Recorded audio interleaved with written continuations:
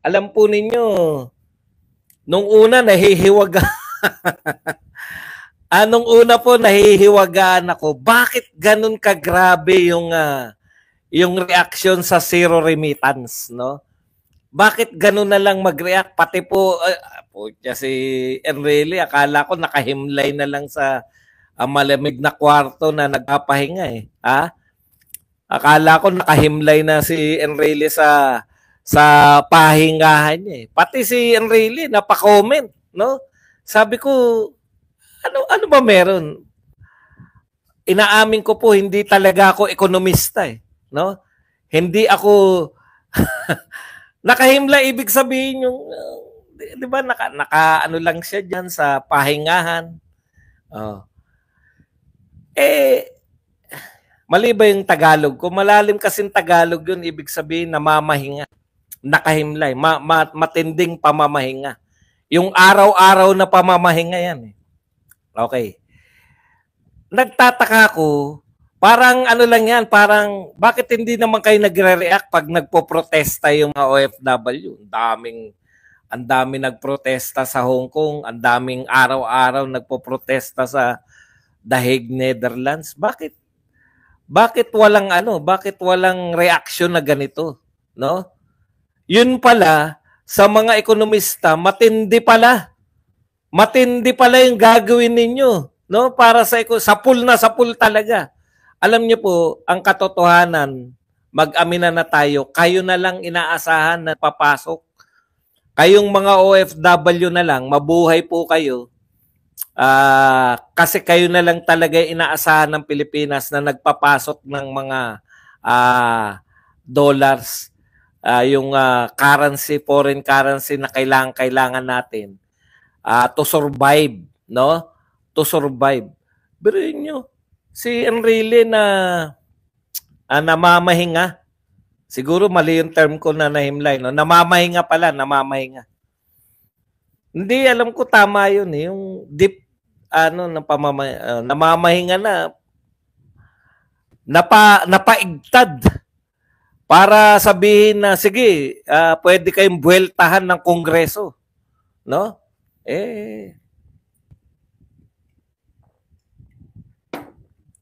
Nanonood ako kay Karen Davila. Walang kaabog-abog. Biglang lumabas yung guest nila na ekonomista. At sinabi po, no, maaari palang umabot ng 60 pesos. Ha? Ang dolyar sa isa. Pakinggan na muna natin, Maris, mamaya ka na. Ito munang ekonomista. Okay. 7.3 million a day. That might be lost, so roughly times 5. So it can be a bit substantial, but trying to convince people, especially those that have amortizations for their housing loan, their car loan, and of course also the tuition for their kids to stop. Narinig nyo kung magkano isang buwan ay isang araw? 900 million? 900 million per day ang mawawala na pinapasok ng mga OFW. No? Pero yun na nga, ang sinasabi nila, baka hindi naman matupad yan kasi yung mga OFW natin mayroong mga kinakailangan magbayad ng tuition, kinakailangan magbayad ng mga bayad sa bahay. Pero hindi yan yung usapin eh. Umamin na tong ekonomistang guest ng ABS-CBN o ANC. Baka nagkamali lang ako, kayo na uli Okay. Pero tama po yun eh. Close to 1 billion a day. Pucha, matinding epekto yan. Di ba? Ang pinapaniwala lang nila yung sarili nila, no?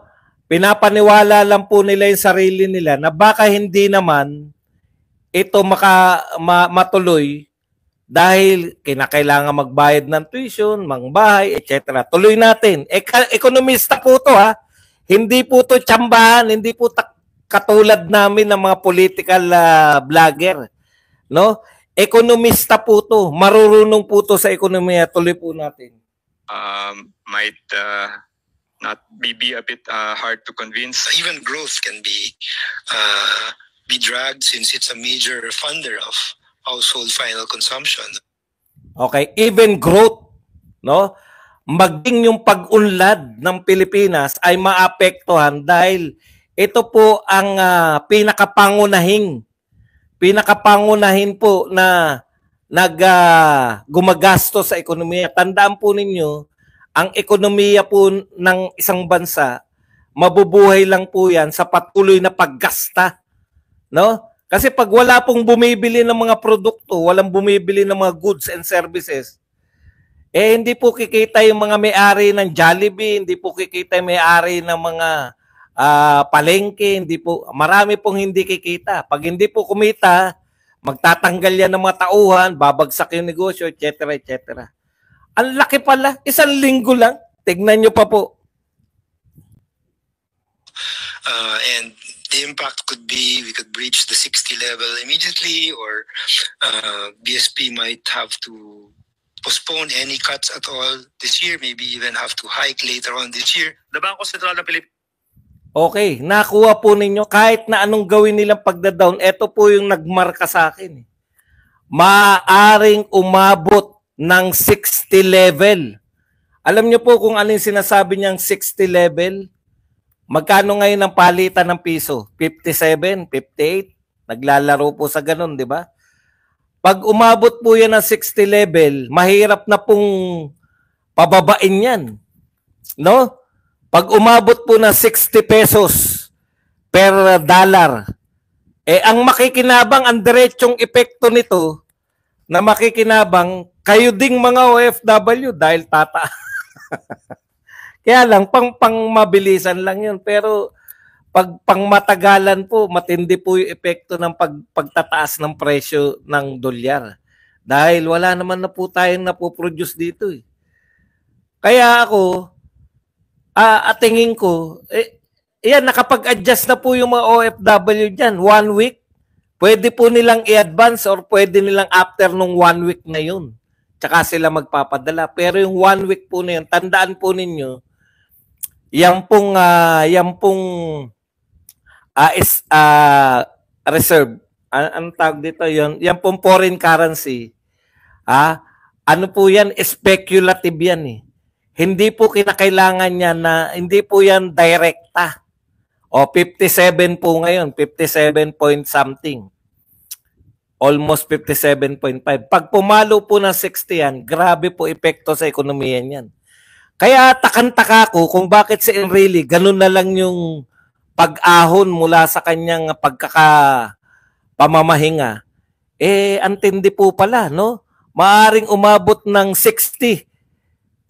60 pesos tapos bawas-bawas pa yung gold reserve natin na pwedeng panabla dyan sa pagbawas ng... Ang epekto po pala niyan kahit konti lang. Ngayon, kaya dagdag yung effort ng mga to, dagdag yung effort nila para pasubalian yung may epekto to. Kaya sinasabi nila, wala namang epekto yan, kaya wag na kayong lumahok, di ba? Yun yung kinukumbinsi nila yung mga OFW ngayon. Is either pananakot ni Enrile, pang-uuto ni Auntie Claire. Pero antindi pala, no? Kayo pala ang nagpapasya ng ekonomiya talaga. Mga OFW, talagang saludo talaga ang inyong papabado. Naging papa. Saludo talaga si Papa Badong sa tindi ng impact ninyo sa wala kasi tayong pantapat eh. Wala tayong mga in-export. Wala na tayong produkto na pang-export na talagang pwedeng ipantapat sa kita, sa yaman na inuuwi ng mga OFW dito sa Pilipinas. Grabe. Sabi ko, ganun pala talaga epekto nun. Mga ekonomista po to ha. Si Maring Winnie naman na binangon, no, pilit na ni Yugyug, gines po ni Karen Davila para naman, siyempre alam niyo naman yung etong mga ABS-CBN na to, alam nila kung sino igigess nila eh. Yung mga anti-Duterte, di ba? Alam nila. Kaya talagang kayo yung challenge talaga ng napakalaki ng inyong political power pala, no? Hindi lang po kasi kung titignan nga ilang milyon lang ba yung mga OFW para makaapekto lalo na sa botohan sa Mayo, ano lang, no? Mapa-presidential at ano. Pero hindi po pala, no? Iba po talaga pala yung epekto ninyo, no?